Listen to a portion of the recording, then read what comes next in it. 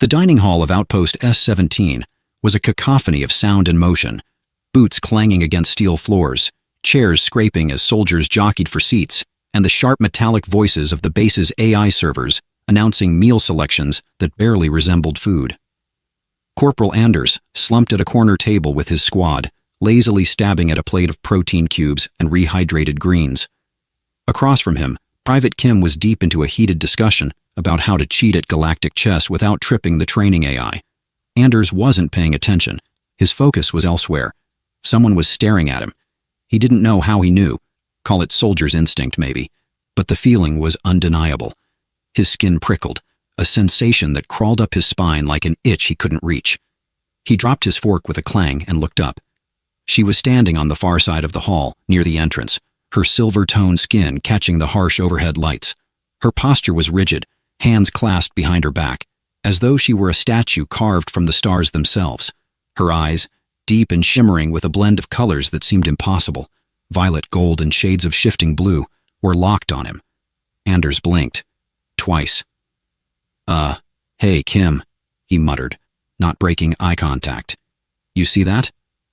Kim looked up from his cube of gelatinized mystery dessert. See what? That Vaynari over there, Anders said, nodding toward her. She's staring at me like I owe her credits or something. Kim squinted, finally spotting the alien woman. Oh, her. Yeah, she's been standing there for a while. I thought maybe you two knew each other. Not a chance, Anders said. He leaned back in his chair, forcing himself to sound casual. Pretty sure I'd remember a face like that. Not a lot of Vaynari hanging around here, let alone ones that look like they walked out of a cosmic fashion show. Kim snorted. Maybe she's into the scruffy human look. You've got that whole forgot to shave this morning vibe going for you. Thanks, Kim. Real helpful. But the woman didn't move. She didn't flinch, didn't blink, didn't even glance away. Her gaze was unyielding, as though she were studying him, dissecting him with her mind. Anders shifted in his seat, suddenly hyper-aware of the standard-issue gray uniform that always seemed a size too tight. Okay, seriously, this is weird. What's her deal? Kim shrugged, popping another bite of dessert into his mouth. Why don't you go ask her? Yeah, no thanks. I've got enough weird in my life without adding alien stalkers to the list. As if on cue, one of their squad mates, a stocky sergeant named Mahoney, joined the conversation, dropping his tray onto the table with a clang. What are we talking about? Anders' love life or, the tragic lack thereof?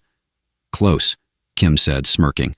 We're discussing the Vaynari woman who's been staring at him for like 5 solid minutes. Mahoney turned, spotted her immediately and whistled low. Well, looks like you've got a fan, Anders. What did you do? Save her planet in a past life? Very funny, Anders said, voice dripping with sarcasm. Pretty sure the last time I interacted with a Vaynari, it involved an argument over docking protocols. Didn't exactly end with a handshake. Mahoney grinned. Maybe she's here to settle the score. Anders groaned, rubbing the back of his neck. You guys are the worst. The Vaynari finally moved. With the fluid grace of her kind, she turned sharply on her heel and strode out of the dining hall. Well, there goes your chance, Kim said, mock disappointment in his voice. You could have at least said hi. Yeah, sure, Anders said, standing and grabbing his tray. Next time I'll just walk up and say, Hi, I'm Anders, and I have no idea why you're staring at me like I stole your starship. That'll go over great. The incident should have faded from his mind as quickly as it happened. But it didn't. Later that evening, as Anders cleaned his gear in the barracks, he caught himself glancing over his shoulder more than once. The memory of her unrelenting stare gnawed at him, persistent and irritating, like an itch he couldn't scratch. Still thinking about her? Anders jumped, nearly dropping the plasma rifle he'd been dismantling. He turned to see Kim leaning against the doorway, arms crossed. No, Anders lied. Kim smirked.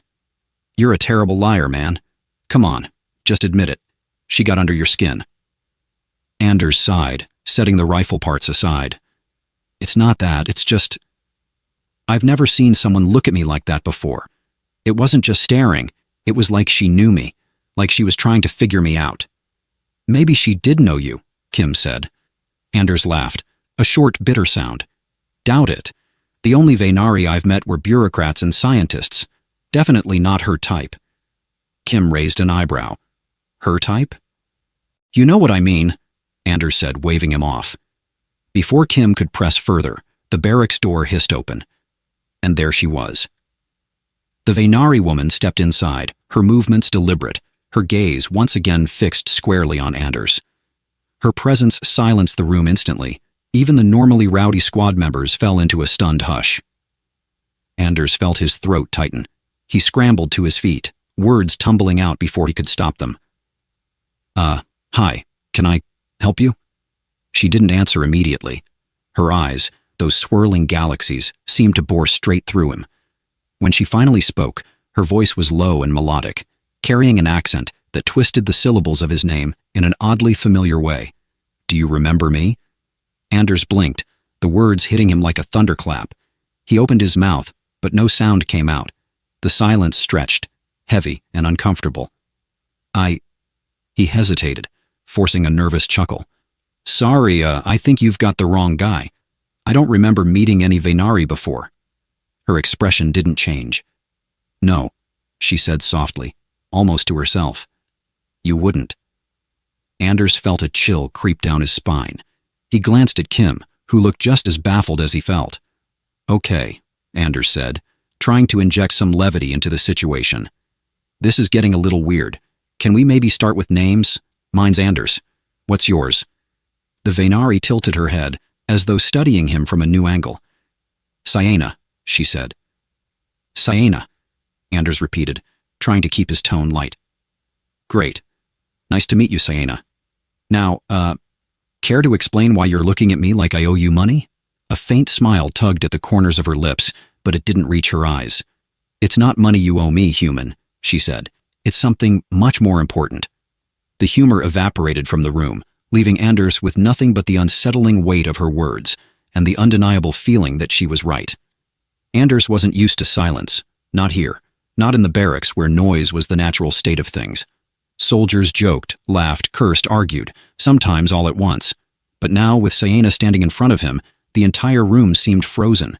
Even the usually oblivious cleaning drone in the corner had stopped mid-sweep, as though it too was waiting for Anders's response. He cleared his throat, forcing a grin he didn't feel. So, when you say I owe you something more important than money, you're not talking about galactic chess tips, right? No response. Sienna's eyes, those damned swirling eyes, remained fixed on him, her expression inscrutable. The only thing Anders could read in her face was intensity and maybe a touch of sadness. Kim, bless him, decided to break the tension. Hey, Anders, maybe she's here to reclaim the last shred of dignity you lost at the base karaoke night. Laughter rippled through the barracks, and Anders seized the moment to exhale. Good one, Kim. Maybe next time I'll invite you up to butcher a song with me. I'd rather face the Nornex unarmed, Kim shot back. The joke worked, at least partially. The soldiers shifted, the energy in the room loosening just enough to remind Anders that he wasn't trapped in a standoff with an alien woman who apparently knew more about him than he did. He turned back to her, forcing another smile. Listen, Sienna, I appreciate the dramatic entrance, but I think there's been some kind of mistake. I don't know you, and I'm pretty sure you don't know me. Her head tilted slightly, a movement so precise it was almost mechanical. You don't remember me, she said again, her voice softer this time. Right, Anders said, trying to sound casual. That's kind of the problem. But hey, maybe if you give me a hint, like where we supposedly met. Was it a party? A diplomatic thing? Please tell me it wasn't karaoke night. Her lips twitched, just the faintest hint of a smile, but it disappeared as quickly as it came. It wasn't here, she said. It wasn't even you. That brought him up short. Come again? Sienna stepped closer, her movement smooth and deliberate. Anders resisted the urge to step back. She was taller than him by at least half a foot, her presence commanding in a way that felt almost predatory. It was your father, she said, her voice steady, yet carrying an undercurrent of something deeper. I knew your father, Anders. Anders blinked, the words taking a moment to register. When they did, his gut reaction was disbelief. He snorted, shaking his head. Okay, now I know you've got the wrong guy. My dad? He died when I was 6. Didn't exactly have time to go gallivanting around the galaxy making alien friends. He spoke of you, Sienna said, undeterred. Often, he carried a photograph, worn, folded, but always with him. A boy, no older than 6. His name was Anders. The word struck like a hammer, a force so sudden and unexpected that Anders couldn't breathe for a moment. The room seemed to tilt, the walls closing in as her words echoed in his head. Kim, sensing the shift, stepped forward. Whoa, okay, let's all take a breath here. Anders, you good? Anders forced himself to nod, though his throat felt like sandpaper. Yeah, fine, just fine. He wasn't fine.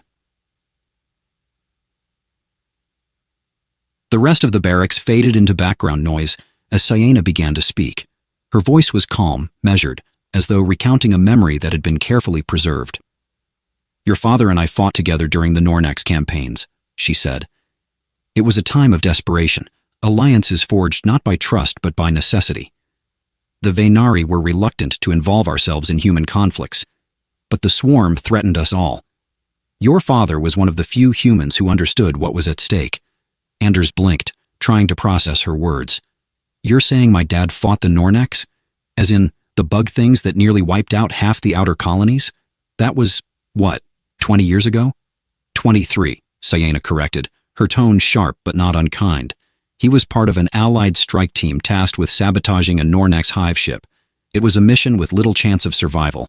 Your father knew this, and yet he volunteered. Anders let out a low whistle, trying to mask his growing discomfort. Well, that's heroic, I guess, but I'm still not seeing how I fit into this story. I was a kid.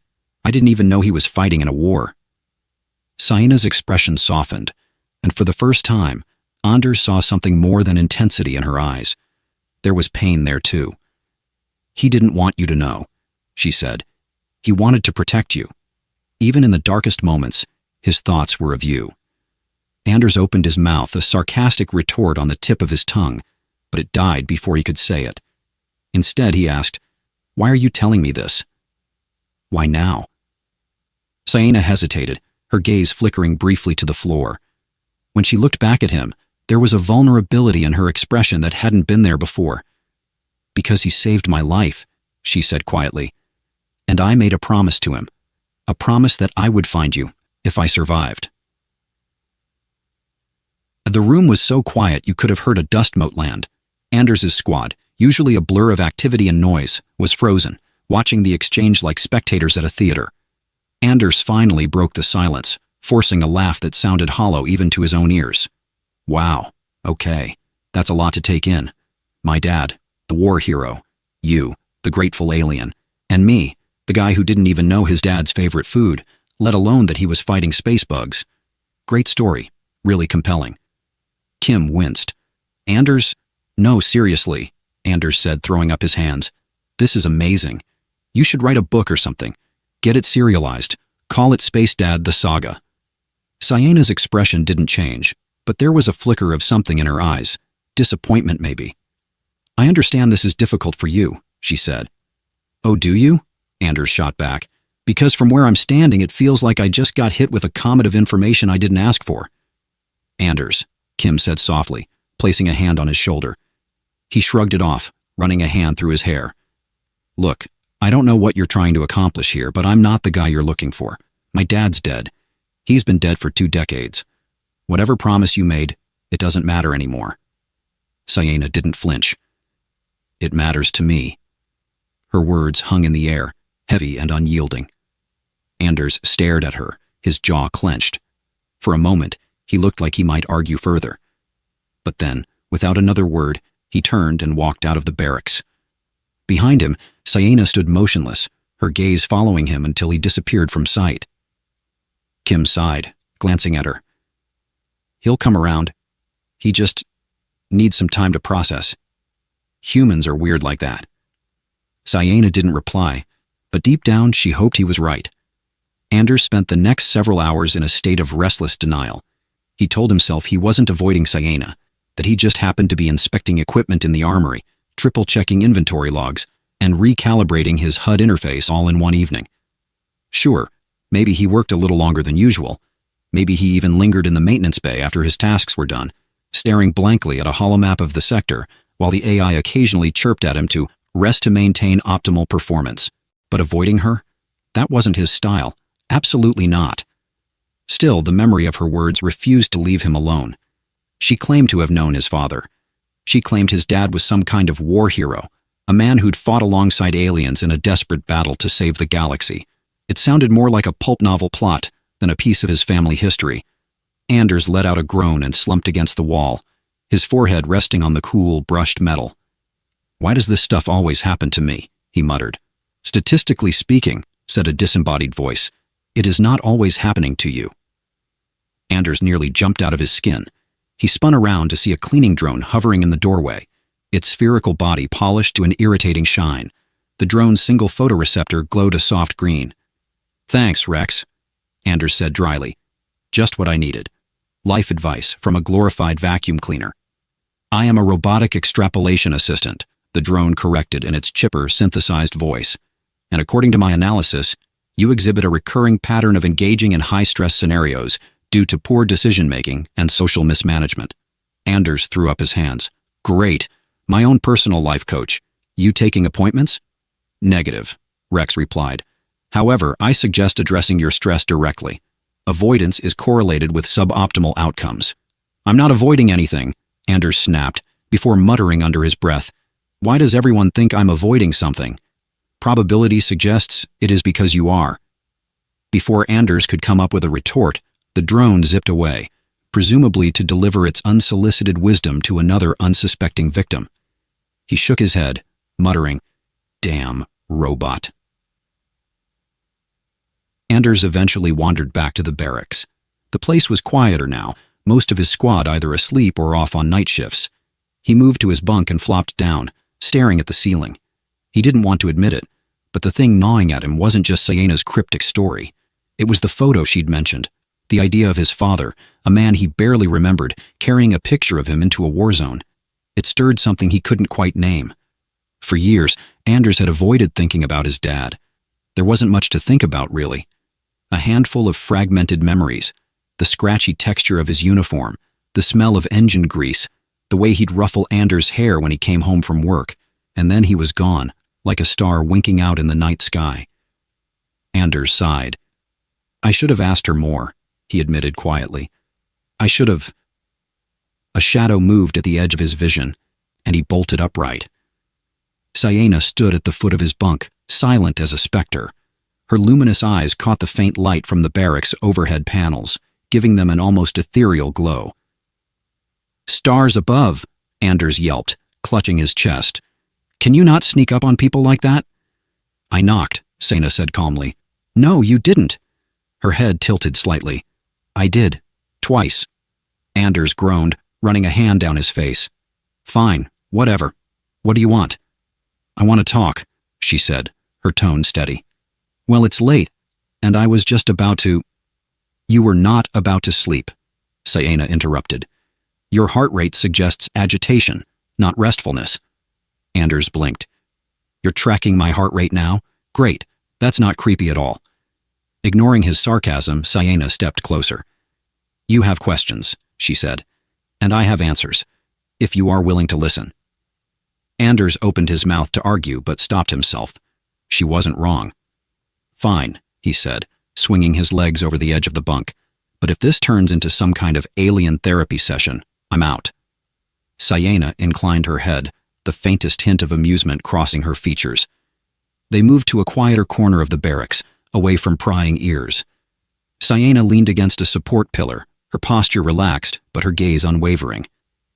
"I owe you an explanation," she began. "You think?" Anders muttered. Sienna ignored him.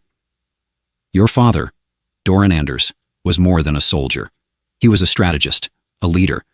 When the Allied strike team was formed, he volunteered not because he was ordered to, but because he believed the mission mattered. He believed the swarm had to be stopped." Anders frowned. Why would he volunteer for a suicide mission? He had a family. Sienna's gaze softened. "Because of that family. He believed that if he didn't fight, you would grow up in a galaxy ruled by the Nornex. He wanted something better for you." Anders swallowed hard, the lump in his throat making it difficult to respond. "I fought beside him," Sienna continued. "He was Remarkable. For a human. Gee, thanks, Anders said dryly. Ciena's lips twitched, a ghost of a smile. He earned the respect of my people. That is not easily done. For a moment, neither of them spoke. The silence was heavy, but not uncomfortable, filled with the weight of unspoken memories. Finally, Anders asked, "And the photo?" "You said he carried a picture of me?" Ciena nodded. "He showed it to me once, during a quiet moment between battles. He said it reminded him why he fought. He spoke of you with pride." Anders looked away, his chest tightening. He didn't know how to reconcile the image of the man Ciena described with the faint, fading memories of his own father. "Why didn't I know any of this?" he asked quietly. "Perhaps he didn't want you to," Ciena said. "Perhaps he believed you would be safer not knowing." Anders let out a bitter laugh. "Yeah, well, look how that turned out. I ended up in the military anyway." "Perhaps he would be proud of that," Ciena said. Anders looked at her, his expression a mix of skepticism and something softer. "You really believe that?" "I do," she said simply. For the first time since this whole mess started, Anders felt a flicker of something he couldn't quite name. Connection, maybe. "Well," he said, leaning back in his chair, "if you're going to stick around, you'd better get used to humans. We're messy, loud, and terrible at expressing feelings." Ciena tilted her head, considering. "Then it seems I have much to learn." Anders smirked. "Don't worry, I'm a great teacher. First lesson, never interrupt a man during karaoke night." Ciena's laugh was soft, almost musical. "I'll keep that in mind." For the first time in what felt like days, Anders felt a little less alone. The base cafeteria wasn't built for quiet reflection. It was built for efficiency. Long utilitarian tables, dull steel walls lined with nutrition dispensers, and the constant hum of machinery. Conversations were a mix of half-shouted orders, laughter, and the occasional argument over the best way to survive a plasma grenade explosion. Anders sat at his usual spot, a tray of something vaguely resembling curry in front of him. Across the table, Kim was in the middle of his latest monologue about why anti-grav bikes were the superior form of transportation. "I'm just saying, if you don't feel like you might throw up, are you even going fast enough?" Kim argued, gesturing with a spoonful of mashed protein. Anders barely registered the comment. His mind was still on the conversation with Ciena from the night before. Every time he tried to focus on something else, like Kim's increasingly unhinged theories about speed, it looped back around to the same place, his father. "Earth to Anders," Kim said, waving a hand in front of his face. "You look like someone just told you karaoke night's been canceled." Anders blinked, shaking himself out of his thoughts. "Sorry, what were you saying?" Kim narrowed his eyes. "I said anti-grav bikes are the pinnacle of human engineering, and you said, nothing. That's suspicious. Are you feeling okay? No sudden urge to admit you're secretly a Nornax spy?" Anders smirked despite himself. "You caught me. My plan was to infiltrate the military and spend years working my way up just to sabotage the coffee machines." "Diabolical," Kim said, grinning. "But seriously, you good? You've been acting weird since—" He glanced around and lowered his voice. "Since Ciena showed up." Anders sighed, pushing his tray aside. "Yeah, well, turns out it's hard to focus on lunch when someone casually drops that your dad was a galactic war hero." Kim's eyebrows shot up. "Wait, seriously? She said that?" "Apparently, he fought with her against the Nornex 20-something years ago." Anders leaned back in his chair. "She even claimed he carried a photo of me the whole time. The whole thing feels like a bad holodrama." Kim whistled. "Man, that's intense. Did you know he was in the military?" "Sort of," Anders admitted. "I mean, I knew he was an engineer, but I didn't think he was out there fighting aliens. He never talked about it." Kim shrugged. "Sounds like he had his reasons." "Parents always have layers, man, like onions, or parfaits, if you're feeling fancy." Before Anders could respond, a shadow fell across the table. He looked up to see Ciena standing there, her expression as unreadable as ever. "Do you mind if I join you?" she asked. Anders exchanged a glance with Kim, who gave him a thumbs up under the table, clearly delighted by the awkwardness of the situation. "Sure," Anders said, gesturing to the empty seat across from him. "Why not?" Sienna sat down, her movements precise. She eyed the tray in front of Anders. Is that food? That's a generous description, Anders said, but yeah, it's technically edible. Sienna tilted her head, studying the tray like it might suddenly come alive. Humans have strange tastes. Kim snorted. Says the species that eats glowing mushrooms for breakfast. They're highly nutritious, Sienna replied without missing a beat. And they don't resemble whatever that is. Anders chuckled. Trust me, you're not missing much. So what brings you to the cafeteria, besides critiquing our culinary choices? I wanted to discuss something with you, Sienna said. In private, if possible. Kim made a mock gasp, placing a hand over his heart. Am I being dismissed? Betrayed by my own bunkmate? Pretty much, Anders said, smirking. Kim stood up, grabbing his tray. Fine, but if you need me, I'll be over there, plotting my next great anti-grav bike adventure. Don't keep secrets, Anders. They fester. Anders rolled his eyes as Kim walked away, then turned back to Sienna. All right, you've got my attention. What's on your mind? Sienna leaned forward slightly, lowering her voice. There's something you need to see. Anders frowned. That's not ominous at all. It's about your father, she said. About the mission. The room Sienna led him to wasn't on any of the base's standard maps.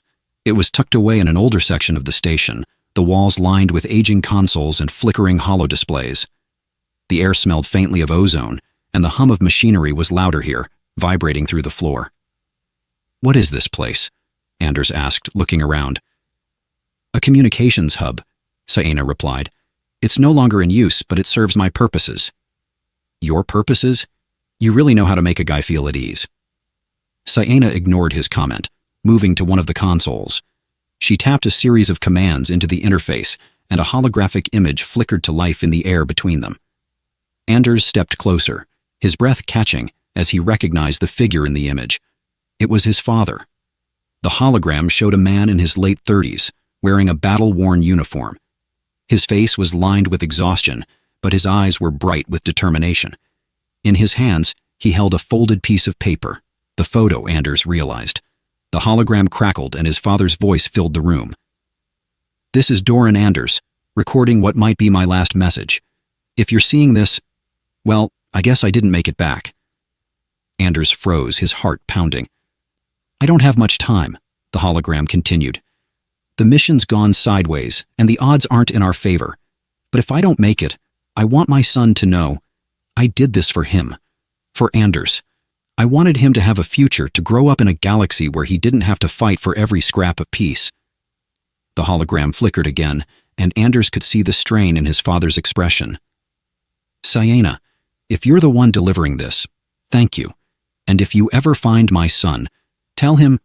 The message cut off abruptly, the image dissolving into static. Anders stared at the empty space where the hologram had been, his mind racing. I found this in the aftermath of the battle, Sienna said softly. I kept it, hoping one day I might fulfill his request. Anders let out a shaky laugh. This is a lot to process. Sienna nodded. Take your time. The truth is often difficult, but it is necessary. Anders ran a hand through his hair, his thoughts a chaotic swirl. But beneath the confusion, there was something else, a sense of connection, however faint, to the father he thought he'd lost forever. Well, he said, forcing a grin, if Dad wanted me to have a future, he'd probably be thrilled to know I'm stuck eating cafeteria slop and dodging alien ambushes. Sienna's lips twitched. He would likely appreciate your sense of humor. Anders chuckled, despite the lump in his throat. Yeah, let's go with that. For the first time in years, Anders felt like he wasn't walking alone. The next morning, Anders woke up to the familiar blare of the ship's alarm. The tone wasn't particularly soothing, somewhere between a dying cat and a malfunctioning klaxon, but after years in the military, Anders could sleep through just about anything. Well, almost anything. Anders, get your lazy ass out of bed. Kim's voice cut through the barracks like a laser saw. Anders groaned and threw a pillow in the general direction of the voice. 5 more minutes, he mumbled, face buried in his mattress. You've got 5 seconds before I start singing Galactic Funk Anthem at full volume, Kim threatened. Anders shot up like he'd been electrocuted. You win? I'm up. Kim grinned triumphantly from his bunk. That's what I thought. You can't hide from the funk, my friend. Anders muttered something incoherent as he pulled on his uniform. His thoughts were still clouded by the events of the previous day. Siena's revelation, the hologram of his father, the impossible weight of it all. But there wasn't much time to dwell on it. The squad had a briefing in 15 minutes, and Anders was pretty sure the commander wouldn't take existential crisis as an excuse for being late. And the briefing room was as sterile and uninviting as ever, with its dim lighting and uncomfortable chairs. Commander Rourke stood at the front, a hulking figure with a permanent scowl etched into his face. He looked like he chewed on starship hulls for breakfast. "Listen up," Rourke barked, his gravelly voice cutting through the murmurs of the assembled soldiers. "We've got a situation on the outer rim of this sector. A research outpost on Luminara 7 went dark 2 days ago. No distress signals, no comms, nothing." Anders exchanged a glance with Kim, who raised an eyebrow. Rourke continued, gesturing to a holographic display that lit up with an image of a lush green planet. "Luminara 7 is home to some of the best minds in the galaxy. They were working on experimental tech, classified stuff. Whatever happened out there, it's our job to find out and bring them back." "Sounds like a cakewalk," Kim muttered under his breath. "Private Kim," Rourke snapped, his eyes locking onto Kim like a targeting laser. "Do you have something to add?" Kim grinned sheepishly. "Just wondering if there'll be snacks, sir." The room erupted into muffled laughter, and even Anders couldn't help but chuckle. Rourke's scowl deepened. "I'll make sure to pack you a juice box, Private. Now shut up and listen." Kim leaned over to Anders, whispering, "Totally worth it." By the time they arrived at Luminara 7, the mood had shifted from playful to tense. The planet loomed outside the viewport, its emerald surface dotted with swirling clouds. Anders sat in the dropship, his hands gripping the safety harness as they descended through the atmosphere. Across from him, Sienna was quiet, her gaze focused on the distant horizon. "You've been here before?" Anders asked, breaking the silence. "Yes," she said, briefly. "My people have little interest in planets like this." "Too green for you?" "Too quiet," she replied. "Silence often hides danger." Kim, sitting beside Anders, leaned in. "So what you're saying is, we're flying into a death trap?" Sienna didn't respond, but her silence was answer enough. "Great," Kim said, sinking back into his seat. "I love death traps." The outpost was eerily quiet when they landed. The structure was a sleek, modular design, its silvery walls reflecting the surrounding jungle. There were no signs of life, no lights, no movement, nothing. "Stay sharp," Rourke ordered, as the squad fanned out. Anders followed Kim and Sienna toward the main entrance. The doors were sealed, but Kim made quick work of the control panel, muttering, "Piece of cake," as the locks disengaged. The interior was just as unsettling as the exterior. The lights flickered sporadically, casting long shadows across the walls. Equipment lay scattered across the floor, and there were scorch marks near the central console. "Well, this isn't ominous," Anders said, his voice echoing slightly. "Understatement of the year," Kim replied. As they moved deeper into the facility, Anders couldn't shake the feeling that they were being watched. The air was thick with tension, and every sound seemed amplified. The hum of their equipment, the crunch of boots on the floor, the faint buzz of distant machinery. They reached what appeared to be the main lab. Sienna paused at the doorway, her expression unreadable. "What is it?" Anders asked. "This technology," she said, gesturing to the consoles and equipment. "It's unusual." "Unusual how?" Kim asked. "Like, gonna explode in our faces unusual?" Sienna didn't answer immediately. She moved to one of the consoles, her fingers brushing over the controls. The screen flickered to life, displaying a series of complex diagrams and equations. "This," she said, pointing to the display, "is not human in origin." Anders frowned. "What are you saying? That the researchers were working with alien tech?" "Or trying to reverse engineer it," Sienna said. "Poorly." Kim let out a low whistle. "Well, that explains the scorch marks." Before anyone could respond, a loud crash echoed through the facility. The team froze, weapons raised as the sound reverberated through the halls. "What the hell was that?" Anders whispered. Rourke's voice crackled over the comms. "All units, report in. Something's moving in the lower levels." Anders' heart pounded as they moved cautiously toward the source of the noise. The corridor was narrow, the walls closing in around them as they descended a staircase into the sublevel. The room they entered was massive, filled with towering machines and glowing conduits. In the center stood a containment unit, its transparent walls cracked and splattered with an unidentifiable black substance. "Well, that's not terrifying," Kim said. Ciena's eyes narrowed as she approached the unit. This containment field, it was meant to hold something powerful, something unstable. "Like what?" Anders asked, though he wasn't sure he wanted an answer. Before Ciena could respond, a deep guttural growl echoed through the room. The team turned as one, their weapons trained on the shadows. Guys," Kim said, his voice trembling slightly. "I think we found what broke out." From the darkness emerged a hulking figure, its body covered in sleek metallic plating that seemed to shift and shimmer with every step. Its eyes glowed a piercing blue, and when it opened its mouth, rows of jagged teeth glinted in the dim light. Anders swallowed hard. "So, does anyone have a plan?" Kim raised his hand. "I vote we run." The creature let out an ear-splitting roar, and all hell broke loose. Anders barely had time to register the roar before the creature charged. The ground beneath their feet trembled as it barreled toward them, its glowing eyes locked on their group like a predator zeroing in on prey. "Scatter!" Rourke bellowed, his voice cutting through the chaos. The squad dove in different directions as the beast swiped with an enormous claw, carving a deep groove into the metal floor. Anders hit the ground hard, rolling to avoid a second strike. His pulse was racing, and his weapon felt woefully inadequate against the hulking metallic monstrosity. "Please tell me someone packed the blow-up-everything gun," Kim shouted from behind a console, his voice tinged with panic. "Working on it," Rourke growled, firing a few rounds that barely scratched the creature's shimmering armor. Anders ducked behind a support pillar, his mind racing. "Ciena, any ideas? You seem to know a lot about alien tech." Ciena, crouched near a damaged terminal, didn't look up. "This is not technology. It's biology enhanced with technology. A hybrid construct." "Great," Anders muttered. "So it's basically a really angry cyborg tiger?" Ciena tilted her head, considering. A crude analogy, but not inaccurate. The beast let out another deafening roar, swinging its tail into a stack of machinery. Sparks flew as the equipment shattered, the sound of tearing metal echoing through the room. Kim popped up from his hiding spot long enough to fire a few rounds. "You know, I'm starting to think we should have stayed in the cafeteria. At least there, the worst threat was the curry." "Focus, Private," Rourke snapped, but even his voice carried a hint of strain.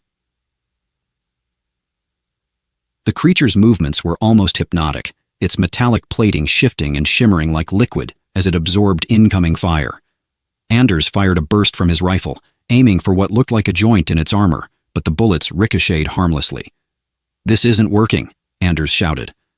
Ciena stood suddenly, her eyes fixed on the containment unit they'd found earlier. The containment field, it was designed to neutralize this creature. If we can repair it— "Repair it?" Kim interrupted. "Have you seen the state of that thing? It looks like it's been through a black hole." "Then we must improvise," Ciena said firmly, moving toward the damaged unit. Anders cursed under his breath and followed her. "Improvising usually ends with me getting yelled at or blown up, but sure, let's go with your plan." As the two of them reached the containment unit, Ciena began working on the control panel, her fingers moving with practiced precision. "What exactly are we improvising here?" Anders asked, his voice tight. "The field can still be activated," Ciena said, "but its power source is depleted. We'll need to redirect energy from the facility's main grid." "And how do we do that without getting eaten?" Ciena didn't answer immediately. Instead, she glanced at Anders, her expression oddly calm. "You distract it, I'll handle the grid." Anders blinked. "I distract it? With what? Harsh language?" Kim's voice crackled over the comms. "I vote dance moves. Nothing confuses a predator like bad choreography." "I hate you both," Anders muttered. Anders took a deep breath, gripping his rifle tightly as he stepped out from behind cover. The creature's glowing eyes immediately locked onto him, and it let out a low growl that vibrated in his chest. "Hey, big guy!" Anders shouted, his voice echoing in the cavernous room. "Over here! Yeah, that's right, I'm talking to you." The beast hesitated for a moment, as if confused by the sudden boldness. Then it charged. Oh crap, oh crap, oh crap. Anders turned and ran, weaving between the scattered debris as the creature gave chase. Its heavy footsteps thundered behind him, each one sending a jolt through the floor. Kim's voice crackled in his ear. You're doing great, buddy. Real hero stuff. Shut up, Kim. Anders snapped, narrowly avoiding a swipe from the creature's claws. Meanwhile, Sienna worked quickly, her focus unshaken despite the chaos around her. The console in front of her sparked as she rerouted power, the screen flickering with warning messages in a dozen different languages. Sienna, Anders panted over the comms. Anytime you're ready. Almost there, she replied, her tone steady. The creature roared again, this time swinging its tail in a wide arc. Anders dove to the ground, the tail missing him by inches and slamming into a wall instead. Definitely going to need a chiropractor after this, he muttered, scrambling to his feet. Finally, Sienna stepped back from the console, a faint glow surrounding the containment unit as the field began to power up. It's ready, she called out. Great, Anders shouted. Now how do we get it in there? Sienna didn't answer, at least not with words. Instead, she picked up a small device from the console and threw it toward the creature. The device emitted a high-pitched whine that made Anders' teeth ache. The beast froze, its head snapping toward the sound. Then, slowly, it began moving toward the containment unit, as if drawn by an invisible force.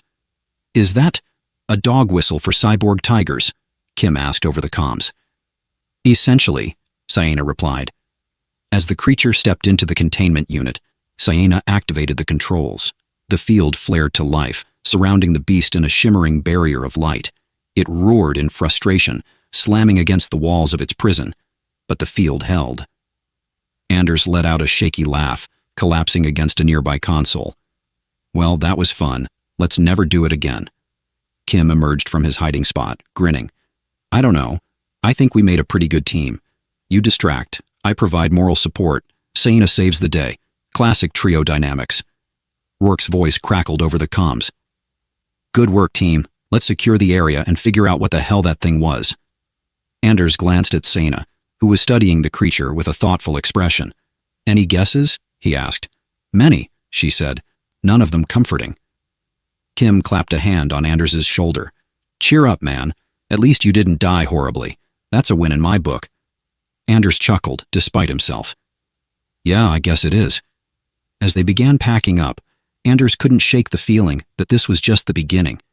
Whatever secrets Luminara 7 held, they were far from uncovered. And he had a sinking suspicion that his father's past was somehow tangled in it all. The containment unit hummed softly, a strange counterpoint to the lingering tension in the room. The cyborg beast was subdued, its glowing eyes dim, but still watching them from within its shimmering prison. Anders leaned against a console, feeling the weight of exhaustion settle over him. Every muscle ached, his uniform was torn in a dozen places, and he was pretty sure he had a bruise forming on his left kidney. But they were alive, somehow. All right, Kim said, breaking the silence. So who gets to explain this mess to command? Because I vote not me. Rourke's scowl deepened, which was impressive given his usual baseline. Nobody's explaining anything until we know what the hell this thing is. He pointed to Sienna. And you, alien lady, start talking. What do you know? Sienna didn't bristle at the demand. Instead, she remained calm, her gaze fixed on the creature as if seeing something the rest of them couldn't.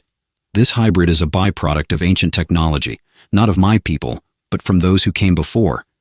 Came before? Anders asked, frowning. The architects, Sienna said, her voice soft, almost reverent. An extinct species that once spanned the galaxy. They were masters of creation, melding biology and technology in ways that even we cannot replicate. This creature is their remnant, a guardian perhaps, or a weapon left unfinished. Kim tilted his head. So, we're dealing with a superweapon from a race of super nerds who are super dead? Rourke shot him a glare. Private. Just trying to lighten the mood, sir, Kim said with a grin. As they secured the area, Anders felt the pull of the hologram room. He didn't know why. Maybe it was curiosity, or maybe he just needed answers to the questions still swirling in his mind. He found himself standing in front of the console once again, staring at the blank space where his father's image had appeared. Saena joined him, her presence quiet but grounding. "You seek more answers?" Anders nodded. "It's just hard to believe. My dad, working on alien tech? And now all this." He gestured to the room around them. "It doesn't make sense." "Perhaps," Saena said, "it is not about understanding everything. Perhaps it is about what you choose to do with what you've learned." Before Anders could respond, the console flickered to life. Saena stepped forward, her fingers brushing over the controls.